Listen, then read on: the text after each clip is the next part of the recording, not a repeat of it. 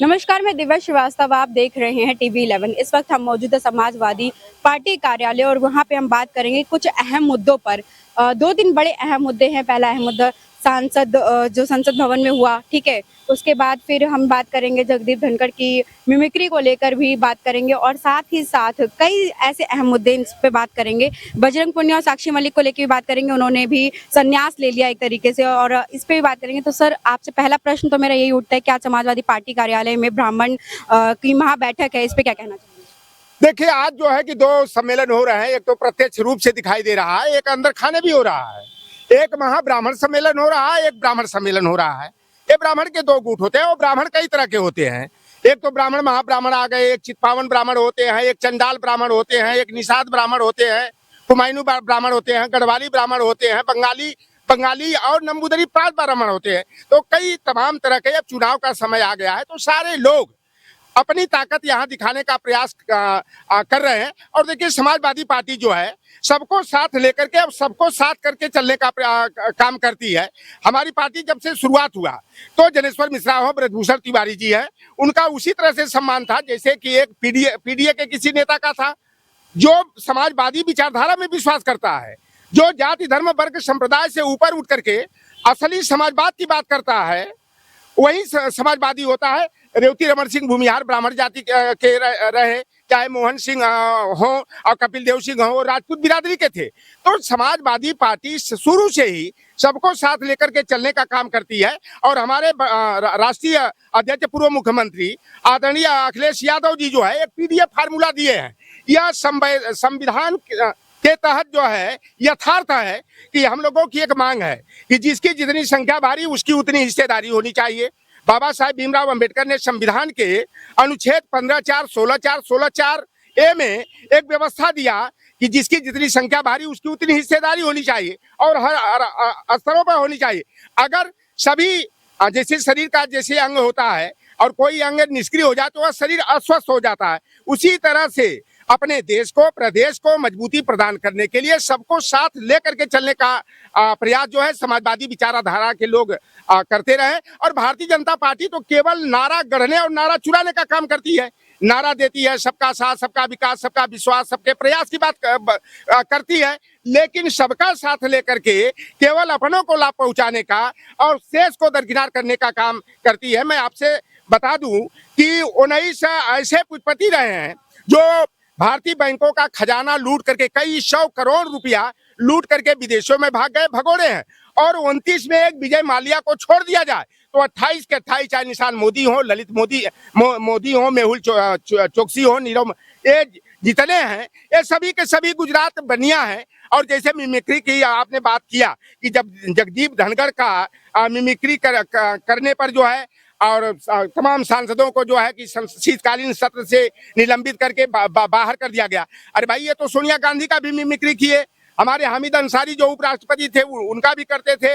और विश्व के जाने माने अर्थशास्त्री जो देश को कंगाली से उबारने का और देश की अर्थव्यवस्था को दुरुस्त करने का काम किए, डॉक्टर मनमोहन सिंह जी, उनकी मिमिक्री उठाते थे। और ये आज के देश के प्रधानमंत्री हैं। मैं तो इनको साफ तौर पर कहता हूं, मैं मुकदमे से नहीं डरता हूं कि मुझे जेल में डलवा देंगे, बुलडोजर चलवा दे। Narendra Modi is an international liar. और अंतरराष्ट्रीय स्तर पर झूठ बोलने का कोई खिताब, कोई पुरस्कार हो तो वह देश के प्रधानमंत्री नरेंद्र मोदी को दिया जाना चाहिए। अभी भारतीय जनता पार्टी वाले इतने बेहया हैं, बेशर्म हैं, निर्लज्ज हैं कि ये कहते हैं कि जगदीप धनखड़ का जो है कि कांग्रेस वालों ने, समाजवादी पार्टी वालों ने, डीएमके और टीएमसी, एनसीपी और राजद जदयू वालों ने अपमान किया उनकी मिमिक्री करके। अरे भाई, अपमान तो उस दिन हम लोगों को महसूस हुआ कि देश के प्रधानमंत्री नरेंद्र मोदी के सामने जगदीप धनखड़ इस तरह कांप रहे हैं और राष्ट्रपति द्रौपदी मुर्मू जो है हाथ जोड़े हुए इस तरह शीश झुकाई हुई हैं। ओम बिरला जो लोकसभा के अध्यक्ष है, तो यह तो संविधान का गला घोटा जा रहा है। और भारतीय जनता पार्टी वाले, जब जगदीप धनखड़ जी जाट बिरादरी के हैं और जाट लोगों के भी परसों खाप पंचायत हुई थी, उन्होंने कहा कि जो जाट वो जाट मरा समझियो जो आरएसएस का हो तो जाट समाज वालों ने तो कहा दिया जो भाजपा और आरएसएस का जाट है उस जाट को मरा हुआ समझना चाहिए। ब्राह्मण महासभा की बात करें, अखिलेश यादव, आपने कहा कि ये जो समाजवादी पार्टी है वो जात बिरादरी नहीं मानती है ना, तो आज ब्राह्मण महासभा की बैठक क्यों? जो 24 के चुनाव का पैतरा समझूं या फिर कुछ और? देखिए ये चुनाव का समय है और सभी को साथ करके सबको साथ लेकर के जो है हम जो है 2024 के मिशन में कामयाब होना चाहते हैं। और समाजवादी पार्टी जो शुरू से ही किसानों, मजदूरों, पिछड़ों, दलितों, वंचितों, अकलियतों, पसमानदा समाज को साथ लेकर के चलने के साथ साथ जो है चाहे वो ब्राह्मण हो, चाहे राजपूत हो, चाहे भूमिहार हो, चाहे वैश्य समाज के लोग हो, चाहे कायस्थ समाज के लोग, सबको साथ लेकर के हम लोग चलने का काम कर रहे हैं। और आज जो 2 सम्मेलन हमारे समाजवादी पार्टी के कार्यालय में हो रहा है और अभी हमारे कुछ भाइयों ने कहा कि ब्राह्मण समाज की आबादी 7% है और उसमें महाब्राह्मण 14% है, जिसमें 7% महाब्राह्मण है। तो मैं तो चाहता हूं कि कास्ट सेंसस होना चाहिए, जातिवार जनगणना होना चाहिए ताकि दूध का दूध और पानी का पानी हो जाए। बिहार में एक जाति विशेष के लोग ये दावा करते थे कि हमारी आबादी 10% है, 12% है, और जब जनगणना रिपोर्ट 2 अक्टूबर को उभर करके आई तो पता लगा 2.66 पर सिमट गए। हम लोग तो चाहते हैं कि उत्तर प्रदेश में कास्ट सेंसस होना चाहिए और जिसकी जो आबादी है कार्यपालिका में, विधायिका में, न्यायपालिका में, निजी क्षेत्रों में डाइवर्सिटीज रिजर्वेशन पॉलिसी के तहत आरक्षण कोटा होना चाहिए। और समाजवादी पार्टी का आप इतिहास भूगोल देख लीजिएगा, माननीय नेताजी जिनको की कहावत कही जाती थी, देखन में छोटन लगे घाव करे गंभीर, और वास्तव में धरती पुत्र का किसी को खिताब मिला पूरे देश में, चाहे नेता का खिताब मिला तो नेता शब्द केवल एक सुभाष चंद्र बोस कायस्थ समाज के हमारे थे जिन्होंने देश की आजादी में गरम दल का जो है कि नेतृत्व करने का काम किया। एक हमारे नेता थे माननीय परम पूज्य मुलायम सिंह यादव जी कि 1994 में पंचायत राज अधिनियम को लागू करके 27% ओबीसी को, 21% एससी को, 2% एसटी को और 33% आप जैसी बहन बेटियों को उन्होंने ग्राम पंचायत हो, जिला पंचायत हो, चाहे क्षेत्र पंचायत हो, चाहे पार्षद का हो, मेयर का हो, चेयरमैन का हो, इन स्तरों पर जो है प्रतिनिधित्व दे करके आप लोगों को कुर्सी पर बैठने का और कलम चलाने का अधिकार दिए। तो समाजवादी पार्टी सबको साथ लेकर के चलती है, लेकिन हमारी पार्टी ने जो पीडीएफ फार्मूला दिया है, इसकी आबादी जो है उत्तर प्रदेश में 87% है। सामाजिक न्याय समिति 2001 में राजनाथ सिंह जी मुख्यमंत्री थे, राजपूत बिरादरी के थे, और सामाजिक न्याय समिति की रिपोर्ट के आधार पर जो सामान्य वर्ग की जनगणना उभर करके आई 20.94% थी।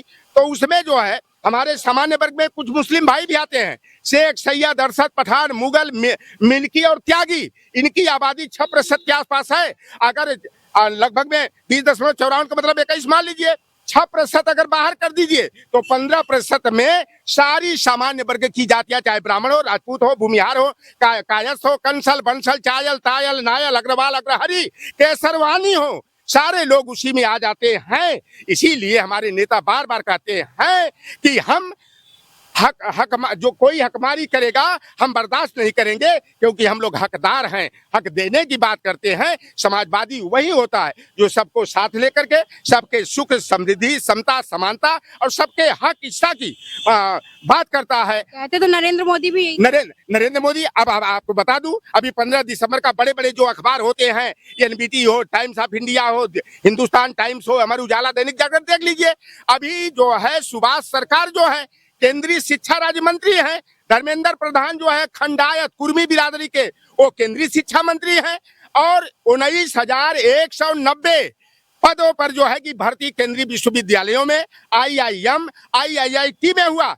EWS सुदामा कोटा जो कहा जाता है, गरीब सवर्णों को 10% कोटा है, तो 19,190 में 10 का भाग दे देंगी, 1 शून्य खत्म हो जाएगा, तो 1,919 सीट EWS को नियमता होनी चाहिए। संविधान के अनुच्छेद संख्या 15(4), 16(4), 16(4) एक के तहत होनी चाहिए, लेकिन 11,887 पद 10% वालों को दे दिया गया, तो ओबीसी कहाँ गया, SC और ST कहाँ गया? तो ये भारतीय जनता पार्टी बड़ा सफाई से ओबीसी, SC, ST का हकमारी करने का काम करती है। और भारतीय जनता पार्टी में ये जो बेशर्म कर रहे हैं कि जगदीप धनखड़ जी का अपमान जो है प्रतिपक्ष के नेताओं ने किया है, इंडिया गठबंधन वालों ने किया है, हम जो है कि समाज के बीच में जाएंगे और ओबीसी के अपमान के मुद्दे पर हम इंडिया गठबंधन वालों को नंगा करेंगे। अरे बेईमानो, विनेश फोगाट का कौन है, जगदीप पुनिया कौन है, और ये तमाम हमारे जो रेसलर थे, हमारी बहन बेटियां जो जंतर मंतर पर, साल साक्षी मलिक हो, जो जंतर मंतर पर कड़ाके की ठंड में धरना रत थी, देश का प्रधानमंत्री 1.5 किलोमीटर दूर होकर के कभी उनका दुख पूछने गए क्या? ये मातृ शक्ति बंधन की बात करते हैं। अरे इन बेईमानों को, बेशर्मों को शर्म आनी चाहिए कि नरेंद्र मोदी अपनी पत्नी का घर निकाला कर दिए, और इनकी माता जब मरी और इनकी पत्नी जसोदा बेन बेचारी अपने सासू का अंतिम दर्शन करने जा रही थी, भारी पुलिस बल लगा करके उनको नजरबंद कर दिया गया, सास का दर्शन नहीं किया गया। ऐसे लोग क्या नारी शक्ति बंधन का जो नारा देते हैं, क्या उसमें सच्चाई है? क्या वो हमारी बहन बेटियों पर के साथ बदतमीजी की गई, उनको जो है कि अपमानित करने का काम किया गया, तब जो है कि जाट समाज का, ओबीसी का अपमान नहीं दिखाई दे रहा था क्या? वो टेनी मिश्रा का बेटा जो थार गाड़ी चला करके 10 जो है कि किसानों को मौत के, पत्रकारों को मौत के घाट उतारने का काम किया, तो उसमें तो 5 जाट बिरादरी के थे, तब ओबीसी का अपमान नहीं दिखाई दिया। जो 737 किसान गाजीपुर बॉर्डर पर किसान आंदोलन में बेमौत मारे गए, तब इनको ओबीसी का और जाट समाज का अपमान नहीं दिखाई दे रहा था क्या? अरे जाट समाज के लोग कहते हो, टूटी हुई खाट अब बात से बिका जाट, वह समाज के लिए बेकार होता है, उसका कोई अस्तित्व नहीं होता है। समझियो मरा जाट हो जो आरएसएस के खेमे का हो, जो मंडल विरोधी खेमे का हो, जो सामाजिक न्याय का दुश्मन हो, अगर उसकी खेमा में अगर ओबीसी एससी एसटी का अगर कोई नेता है तो वह शिकार बनाने वाला चारा है। मैं निषाद बिरादरी का हूँ श्रीवास्तव जी।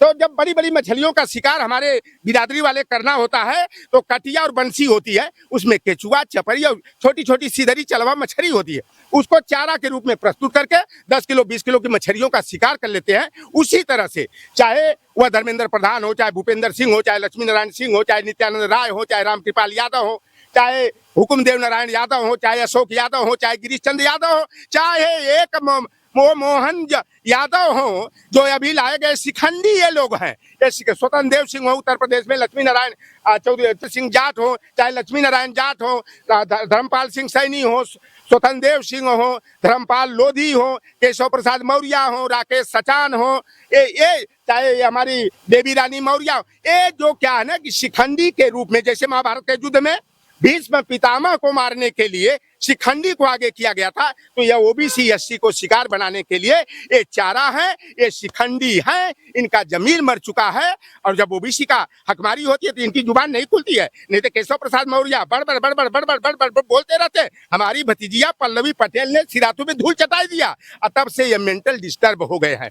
इनका ओबीसी का जो हक हिस्सा लूटा जा रहा है, भारतीय जनता पार्टी लूट रही है, तब इनकी जुबान पर ताला लग जाता है। तो ये ओबीसी के नेता नहीं है, ये ओबीसी को लुटवाने वाले दुश्मन है। हमारे यहाँ एक किस्सा कहा जाता है कि जो दुश्मन का मित्र होता है वह दुश्मन होता है, और जो दुश्मन का दुश्मन होता है वह मित्र होता है। तो ये केशव प्रसाद मौर्य हो, चाहे स्वतंत्र देव सिंह हो, चाहे राकेश सचान हो, चाहे बुलडोजर का डर नहीं लग रहा है? अरे डर नहीं, लौटा राम निषाद कट्टर समाजवादी है, और लौटर राम निषाद न तो बुलडोजर से डरता है, न मुकदमा से डरता है, न एनएससी और राष्ट्रवाद से डरता है। सच कहना अगर गुनाह है तो वह गुनाह करने के लिए मैं तैयार हूं। और इन भाजपाइयों, आरएसएस वालों, बेईमानों ने, जिन्होंने मंडल कमीशन के विरोध में आडवाणी को सोमनाथ मंदिर से राम रथ यात्रा पर सवार होकर के हमारे मंडल का विरोध किया था, और सामाजिक न्याय के महान योद्धा लालू प्रसाद यादव ने आडवाणी का रथ रोक करके पहिया को उखड़वा डाला था और रांची जेल में बंद कर दिया था। यह भाजपा के विजय रथ को अखिलेश यादव जी का पीडीए फार्मूला उत्तर प्रदेश में साइकिल को दौड़ाएगा, कमल को मुरझाएगा, और बिहार में नीतीश कुमार, तेजस्वी यादव जी। आपने महाभारत रामायण कर दिया है, 22 जनवरी को राम मंदिर बनने जा रहा है, इस पे क्या कहेंगे? यही तो कह रहे कि देश का जो एक विकास है वो राम मंदिर से हो रहा है। अच्छा, ये आप बताओ, आपको न्याय कहाँ से मिलता है? मंदिर से मिलता है कि न्यायालय से मिलता है? मिलता है ना। आपको ज्ञान कहाँ से मिलता है? विद्यालय से मिलता है। आपको इलाज कहाँ से मिलता है? हॉस्पिटल से मिलता है। तो मैं तो रोटी, कपड़ा और मकान, स्वास्थ्य और चिकित्सा की चिंता करता हूँ। आज हमारे बेरोजगार, पढ़े लिखे, चाहे अगड़ा के हो, चाहे पिछड़ा के हो, हिंदू को है, चाहे मुसलमान के हो, आज हमारे पढ़े लिखे लड़के हायर एजुकेटेड बीटेक एमटेक एमली बिलीव कर करके दर दर की ठोकर खा रहे हैं। इनको बताओ क्या घंटा बजाने से इनका घर परिवार चल जाएगा क्या? उनकी जिंदगी संवर जाएगी क्या? इन्हें नौजवान वोट तो राम मंदिर के नाम पे दिया गया था। देखो, ये जनता जो है ना, अब ये भारतीय जनता पार्टी के झांसे में आने वाली नहीं है। हमें तो विद्यालय चाहिए, यूनिवर्सिटी चाहिए, कॉलेज चाहिए, हॉस्पिटल चाहिए। कह तो रहे बनवाए हैं, कह तो रहे हैं बनवाए। हमारे बेटे कौन सा बता दो, नाम बदलने के अलावा, रंग बदलने के अलावा, नंबर बदलने के अलावा एक काम लखनऊ में आप बता दीजिए ना। आप बताओ, एक भारतीय जनता पार्टी के 6.5 साल का उत्तर प्रदेश सरकार का और 9.5 बरस से अधिक केंद्र सरकार का एक उपलब्धि आप बता दो। इन्होंने यूपी 100 का नाम बदल करके 112 कर दिया। गुणवत्ता में क्या बदलाव आएगा? वो बेटियां आपके घर की भी रही होगी, मेरे भी घर की रही होगी, मेरे गांव की रही होगी, आपके समाज की रही होगी। उन बेटियों की दिवाली को फीकी किसने किया? उन्हें नौकरी से निकालने का काम किसने किया? और 6800 जो ओबीसी एससी की हकबारी की गई, 69,000 शिक्षक भर्ती में आज 560 दिन से अधिक हो गया, जो इको गार्डन में कड़ाके की ठंड में पन्नी डालकर सोने को विवश है।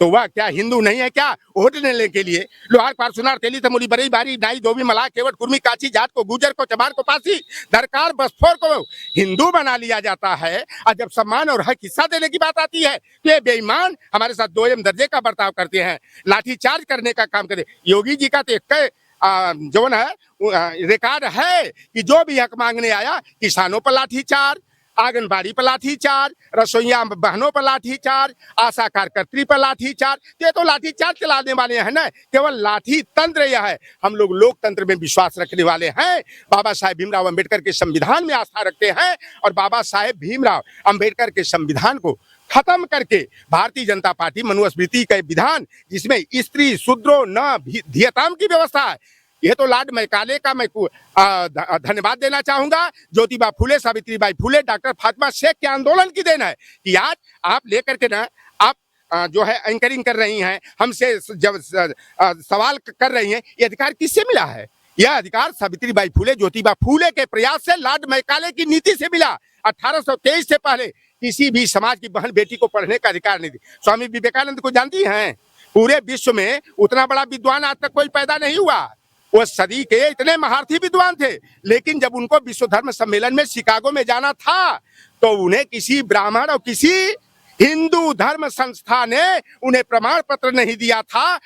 श्रीलंका की बौद्ध परिषद ने उनको शिकागो में बोलने के लिए अपना टाइम दिया था। कायस्थ बिरादरी को भी शूद्र का महाशूद्र बना दिया गया। तो ऐसे धर्म की मैं विश्वास नहीं रखता हूं जहां मानवता नहीं हो, जहां ऊंच नीच है, वर्ण व्यवस्था है, छुआछूत है, सोशल स्ट्रैटिफिकेशन है, जाति व्यवस्था है, लोगों को पढ़ने से रोका जाता है, जहां सती प्रथा रही, जहां दास प्रथा है, जहां बोलने पर जीभ काट दिया जाता है, कोई अच्छी बात सुन न पाए तो कान में शीशा और आंगा पिघला के डाल दिया जाता है। शंभू की गर्दन काटने वाले, एकलव्य के अंगूठा काटने वाले बेईमान जो सनातन के नाम पर, हिंदुत्व के नाम पर, हिंदू धर्म के नाम पर हमें लूटने का, छलने का, बधने का काम करते हैं। इस व्यवस्था का मैं विरोधी हूं। मैं कट्टर समाजवादी हूं। मैं ऐसे पाखंड, ढोंग, अंधविश्वास में और देश और समाज को बांटने, छाटने, दरकिनार करने और देश की अर्थव्यवस्था को चौपट करने वाले देश विक्रेताओं को 2024 में इनकी विदाई होगी और समाजवादी पार्टी का पीडीए इनके विजय रथ का पहिया उखाड़ करके फेंकेंगे और 2024 में इंडिया गठबंधन की सरकार बनेगी। और हम लोगों को विश्वास है कि जिस तरह 6 सांसदों की बदौलत चंद्रशेखर देश के प्रधानमंत्री बन गए, 47 सांसदों की बदौलत इंद्र कुमार गुजराल, एचडी देवगौड़ा देश के प्रधानमंत्री बन गए, अकेले निर्दल विधायक बनने के बाद मधुकोड़ा झारखंड के मुख्यमंत्री बन गए और सपा के एकलौते विधायक के समर्थन से 15 महीना तक मध्य प्रदेश के कमलनाथ मुख्यमंत्री बन गए। तो 2024 में 2072 का मैजिक नंबर जो होता है प्रधानमंत्री बनने के लिए, वह पीडीए फार्मूला के तहत अखिलेश यादव जी पूरा करेंगे। और जिस तरह से 15 अगस्त 1947 को लाल किला पर यादव का बेटा हुकुम सिंह यादव तिरंगा झंडा फहराया था, 2024 में अखिलेश यादव जी प्रधानमंत्री के रूप में 15 अगस्त 2004 को लाल किला की प्राचीर से तिरंगा झंडा फहराएंगे। सर, बजरंग पुनिया और साक्षी मलिक जैसे जो अब रेसलर है, वो लोग संन्यास लेने की बात करें तो क्या कहना चाहेंगे? देखिए, ये बड़ा दुर्भाग्यपूर्ण है हमारे देश का, जो जिसने तिरंगा का, ना बल्कि भारत के सारी नारियों का गर्व पूरे विश्व में फहराने का काम किया। लेकिन ये भारतीय जनता पार्टी की षड्यंत्रकारी नीतियों के कारण आज संन्यास लेने के लिए हमारे रेसलर मजबूर हैं। आज अपना पदक वापस करने के लिए मजबूर हैं। उनके पीछे देखिए सोची समझी रणनीति है। ये आज नहीं, आज काल से आया है। इसी के ऊपर आदरणीय नेताजी हमेशा बोला करते थे कि हमारे ये बोलने का, हमारे ये विरोध करने का अधिकार हमारे पूर्वजों ने 200 वर्षों से संघर्ष करते हुए अपने प्राणों की आहुति देने के बाद ये अधिकार हमको मिला था। आज संसद में बोलना दुर्लभ हो गया है, सड़क पे बोलना दुर्लभ हो गया है। ये पाखंडवाद का पूरा स्वरूप एक ढांचा दे करके धर्म को व्यापार बना दिया गया और धर्म के आड़ पे जो पीडीए है, इनको गुलाम बनाने की पूरी साजिश भारतीय जनता पार्टी की है।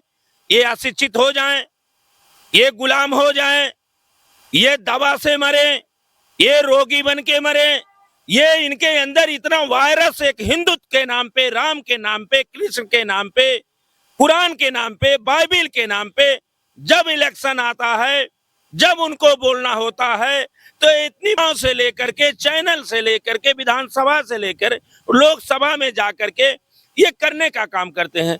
ये आपने जो कहा संन्यास लेने का पुनिया कहा, ये बहुत बड़ा दुखदाई है।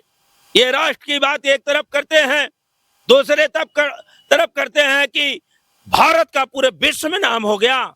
आपको बता दे, कोई चैनल नहीं चलाया, मणिपुर जला, महिलाओं के साथ छेड़छाड़ हुआ। यह चरित्र वर्णन करता है गीता में, रामायण में।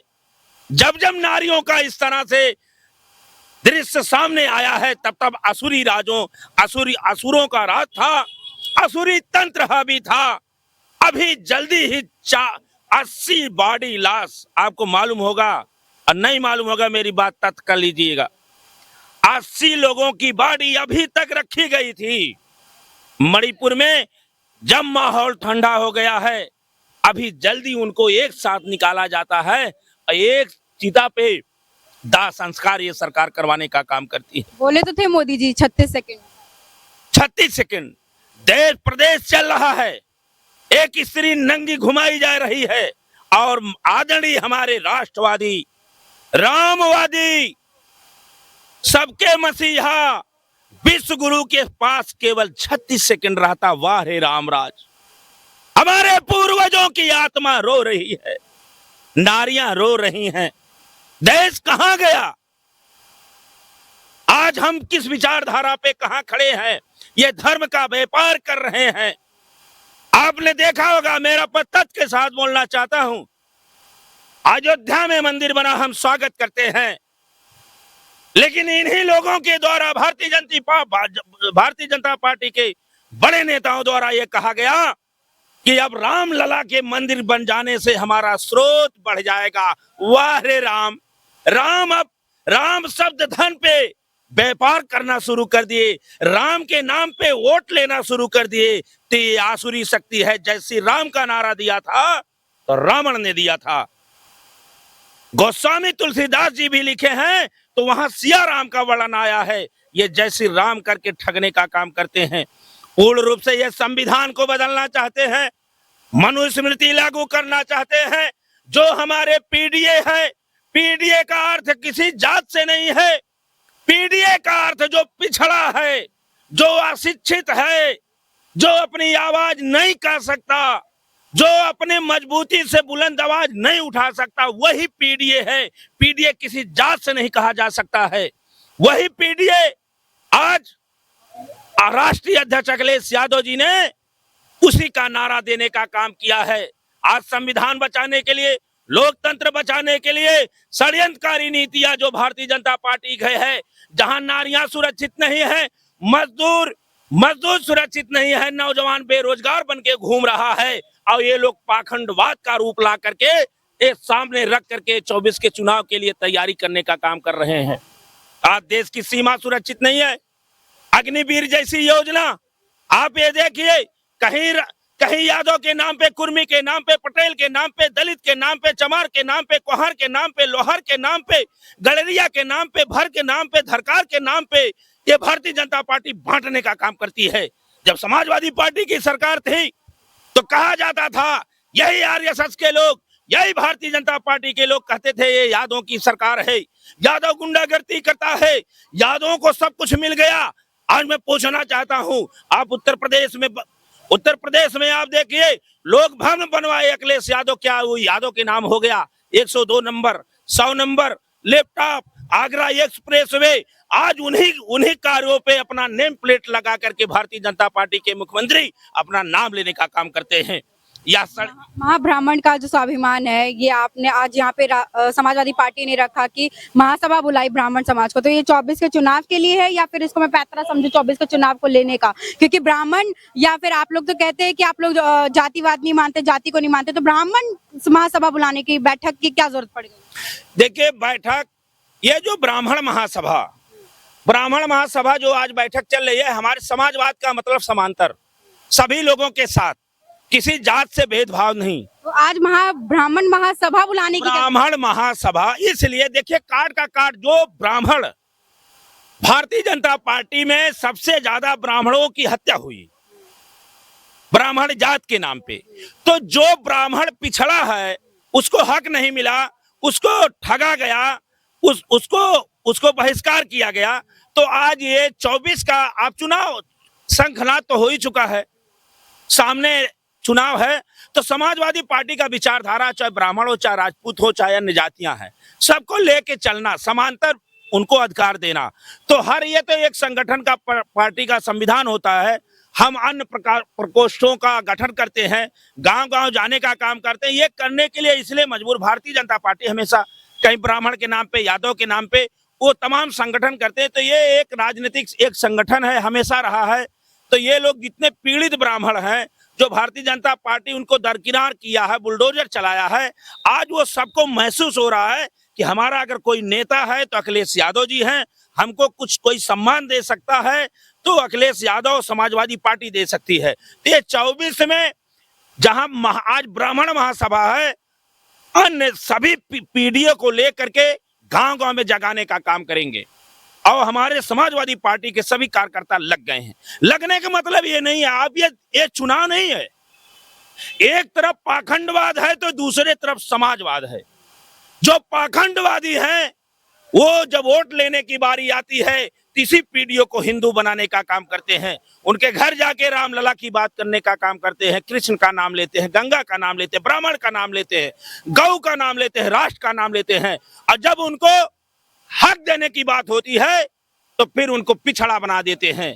और एक तरफ समाजवाद है, जिसके हमारे आज धरती पुत्र के सुपुत्र आदरणीय अखिलेश यादव जी नेतृत्व कर रहे हैं, जिनके नेतृत्व में आज पीढ़ियों पर पूरा खड़ा हुआ है। इसलिए खड़ा हुआ, फिर ये मनुस्मृति लागू करेंगे और गुलाम बना देंगे। हमारे सामने, पिछड़े के सामने बहन बेटियों की इज्जत लूटी जाएगी और हम बचा नहीं पाएंगे। उसको रोकना चाहते हैं अखिलेश यादव। हमारा जो पिछड़ा पढ़ लिख करके विधानसभा में पहुंचा है, सचिवालय में पहुंचा है, ये गरीब का लड़का, किसान का लड़का, जिसका इतिहास अगर पढ़ा जाए तो उनको शिक्षा देने का अधिकार नहीं था, उन्हें बोलने का अधिकार नहीं था, उन्हें राम नाम कहने का अधिकार नहीं था, मंदिर में जाने का अधिकार नहीं था। ये संविधान से हमें प्राप्त हुआ। ये इनको ये राज नहीं आ रहा है, इनके पीछे आरएसएस इसी को छीनना चाह रही है। ये गुलामी रोकने का चुनाव 24 का है, स्वतंत्रता बचाने का चुनाव 24 का है, पाखंडवाद भगाने का चुनाव 24 का है। इसलिए इस देश की आजादी के चुनाव में गांव-गांव में पीडीए के सहारे, पीडीए का अर्थ किसी जात से लगाना गलत है। पीडीए, अगर राजपूत में कोई पिछड़ा है तो पीडीए का हमारा हिस्सा है, और अगर ब्राह्मण में भी अगर पिछड़ा है तो पीडीए का हिस्सा है। अरे जातियां तो ये बनाए हैं, मैं आपको बता दे रहा हूं, मैं भी सन्यास के रूप में रहता हूं। अगर किसी यादव ब्राह्मण के रक्त में वो है तो काट दे वो रक्त, और कोई वैज्ञानिक बता दे कि ये ब्राह्मण का रक्त है, और कोई काट के ये बताए ये दलित का है, अगर सिद्ध कर दे तो मैं ये जानूं कि प्रभु भगवान जो आदिशक्ति है वो दो जातियां बना के भेजी है। ये पाखंडवादी लोग यहाँ अपने हाथ से लिखे, क्योंकि स्याही इनके पास थी और कलम इनके पास थी। और जब संविधान के तहत डॉक्टर भीमराव अंबेडकर को स्याही और कलम मिली तो उन्होंने संविधान की रचना किया, जिसे आज हमें बोलने का अधिकार मिला। तो ये बहुत बड़ा दर्द है। जिस तरह से बजरंग पूनिया हो, जवान हो, किसान हो, नौजवान हो, महिला हो, छात्र हो, जिस तरह से इनके ऊपर बर्बर लाठियां चलाई जा रही है, बुलडोजर चलाया जा रहा है, सत्य बोलना दुर्लभ हो गया है, पार्लियामेंट में नहीं बोलने दिया जा रहा है, ये बड़ा दुर्भाग्य है। आने वाला आपका बता दें ये 24 का चुनाव, चाहे ब्राह्मण महापंचायत हो, चाहे अन्य पंचायत हो, सब पंचायत जुट होकर के 24 में एक एक वोट डालने का काम करेंगे। संविधान बचाने के लिए, लोकतंत्र बचाने के लिए यही पीडीए तैयार होगा। हमारा सबसे बड़ा मंदिर है तो पार्लियामेंट है। जब तक उस पार्लियामेंट में अखिलेश यादव जैसा पुजारी नहीं पहुंचेगा, तब तक इस देश का फिर भला होने वाला नहीं है, क्योंकि आरएसएस पूरी तरह से पाखंडवाद स्वरूप को पूरे देश पे कब्जा कर लिया है। आज हमें बोलने नहीं दिया जा रहा है, हमारे सामने इज्जत लूटी जा रही है, हाथरस जैसी बेटियों को जला दिया जा रहा है, किसानों को रौद दिया जा रहा है, किसान बेहाल है, परेशान है। तो आपको मैं बताना चाहता हूं ये दर्द बहुत बड़ा है। नौजवान जाग चुका है और जो नहीं जागा है वो जागेगा। हिंदुस्तान की एकता अखंडता बचाने के लिए ये 24 में धर्म के व्यापारियों को, जो राम नाम पे ठगने का काम करते हैं, जो कहते हैं राम लला का दर्शन करने का, अरे राम तो 4 हैं। एक राम दशरथ का बेटा, एक राम है घटघटवासा, एक राम है सकल पसारा, एक राम है जगत से न्यारा। जो जगत से न्यारा के राम है उसी की आराधना राम करते थे, कृष्ण करते थे, पीर किए पैगंबर करे, रविदास करे, कबीर कहे, उन्हीं की आराधना किए थे डॉक्टर भीमराव अंबेडकर साहब। इसी उन्हीं को कहा गया सबका मालिक एक है। ये तो पाखंडवादी है, ये राम के नाम पे ठगने वाले रूपी रावण रूपी है। इनको भगाने के लिए 24 में एक एक वोट दे करके 24 में अखिलेश जी के नेतृत्व में दिल्ली जाने का रास्ता भाजपा को ये रोका जाएगा और पाखंडवादी का पूरा सफाया होगा। इंडिया अलायंस की बात करी जाए तो क्या लग रहा है 2024 में इंडिया अलायंस जो है 24 में सरकार बनेगी निश्चित रूप से। जो महाराज जी बता रहे थे, पीडीए ने एक बहुत बड़ा फैसला लिया है और जाग चुका है। हमें शिक्षा, रोजगार चाहिए। मंदिर से भला होने वाला इस देश का नहीं है, और जो मंदिर से भला होना होता तो भगवान राम को भी न्याय जो है संविधान से मिला, और हम संविधान के लोग हैं और संविधान की रक्षा करने के लिए 24 में समाजवादी नेतृत्व और इंडिया गठबंधन की सरकार बनाने जा रहे हैं हम लोग। यह पूरा उत्तर प्रदेश का नौजवान, किसान, मजलूम, बुनकर सारे लोग मन बना लिए हैं, और 24 में जो सरकार बनेगी वह समाजवादी सोच की सरकार होगी, अंबेडकरवादी सोच की सरकार होगी। जो सरकार बनेगी 24 में वह नेताजी की नीतियों की सरकार होगी।